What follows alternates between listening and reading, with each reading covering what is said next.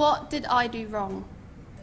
My parents separated in 2000 when I was 2 years old, and for the next 9 years I struggled through the heart-wrenching family court battle my parents were geared to defeat each other in, whilst I was ripped apart between them.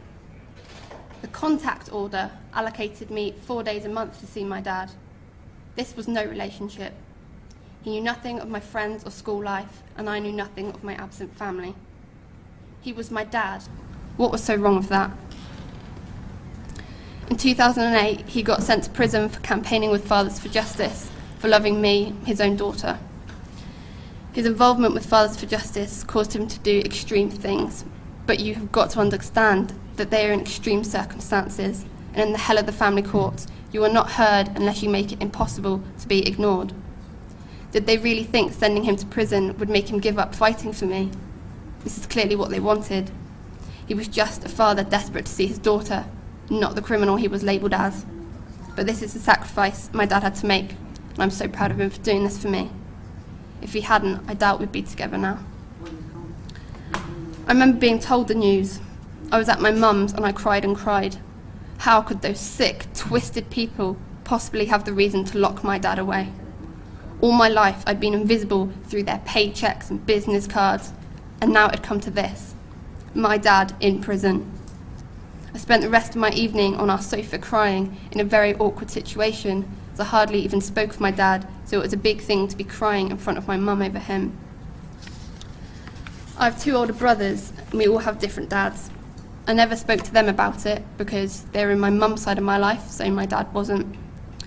They both came home from work to find me crying on the sofa.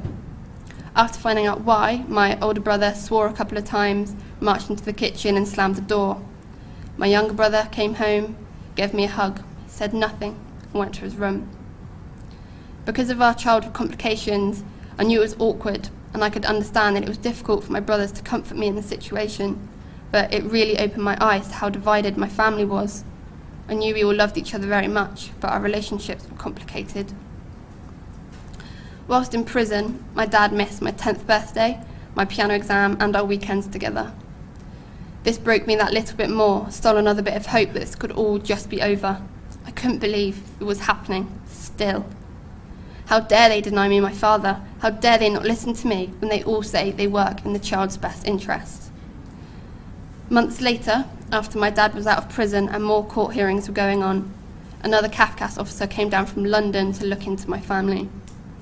I stressed for ages over my room at my dad's. I was so worried how he would judge it, and I just wanted it to be perfect so he could find no reason to separate us anymore. I tidied a shelf of pencils, books and teddies, all neat, ordered and straight. I'd stare at it and then worry that he would think I was trying too hard and that it was all too neat, so that I wasn't comfortable at our house. I knew their tricks, and as a child I should not have had the stress of this. I knew they all had ulterior motives behind their kind words and sympathetic smiles. Suddenly I'd panic and mess it up and try and make it look more natural. That stupid shelf niggled away at me for days. I was so nervous when he came. Just that mere hour or so would mean so much. He would decide what was to be done with my life, again, my life, in the hands of some alien person. We also had an interview at school where I made sure I made my feelings extremely clear. If he didn't listen, I'd run away. I couldn't take it anymore. At age 5, they ignored me. But now, age 10, I would show him that I was not a child to be manipulated into their controlling, unjust and damaging games. I had a dad, and I deserved to be with him. For the first time, I would force them to listen. However, it should not have taken this. I should not have needed to threaten to run away to get a voice. In the following months, days at court began to have positive outcomes. Things were finally changing, and slowly it finished. In the summer of 2009, I was granted shared care and shared residency with my dad. Equal.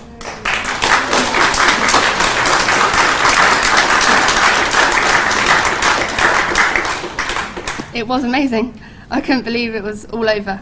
It was how it should have been from the very start. But 9 years. It took 9 years to win back my dad. They robbed 9 years of my life. After, my parents seemed to get on almost as if nothing had happened, which confirmed how much of a set-up the whole thing had been. The lies and other excuses had only been as a kind of ammunition to defeat my dad, make him look bad, not fit to be my parent. It was what my mum's solicitors told her to do. My parents were encouraged to make cases against each other. The courts made the fight. What a waste of time. What unnecessary pain. At home, my dad has about 3 suitcases of paperwork. Was that in the interest of me, or were people just making money out of me? 9 years of precious time I will never get back with my dad. Government has lost its humanity. Everything is about money and power, and they'll abuse our human rights until they have this. Abusers like Kafkas, who say they work in the child's best interest, yet have no evidence to support this claim. Ofsted reports have repeatedly found the service to be inadequate.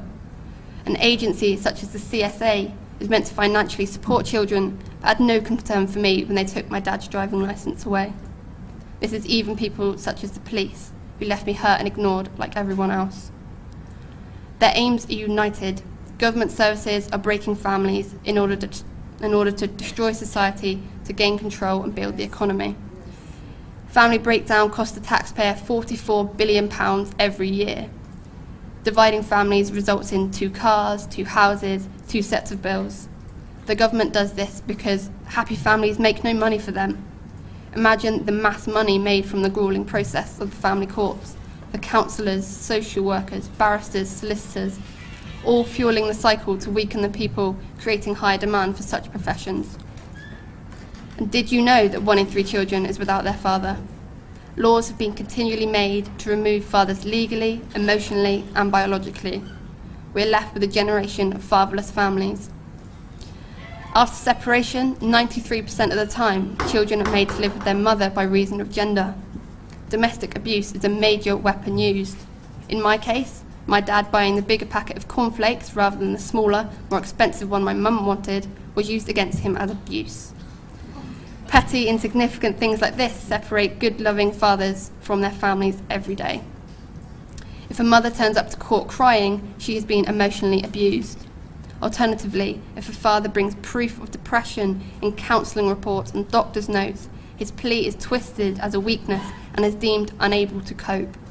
I cannot emphasise enough how biased our so-called justice system is. Yeah. Family courts are corrupt. They're filling our societies with a generation damaged and hurt, unveiling crime and chaos onto our streets. Prisons are swelling with young offenders, 70% of which come from lone parent families. Fathers develop children's confidence, self-esteem and self-control. Without this, how do you expect them to behave? Fatherless boys are twice as likely to be excluded from school, and girls 2.5 times more likely to become pregnant as teenagers. And government pushes 200 children a day through court battles where they are torn between their parents, just like I was. I would cry myself to sleep, sometimes even unaware of why I was feeling so broken. There is so much I can't remember as a child which I blocked out, but the feelings and the emotions stay. I was told that I was important, yet nobody listened to me. I was told that my feelings mattered, yet my screaming voice was silent. I loved my dad and wanted to be with him, yet I was treated as though I did not deserve a father. Their lies have gutted me. I've written letters asking those responsible why they broke my family, Kafkas, CSA, and to Judge David Tyzak, but nobody cares. I've even been threatened with harassment by my own police service for writing to the judge, and even after all the trouble he caused my family. Even the NSPCC is protecting the corrupt government that is abusing so many children.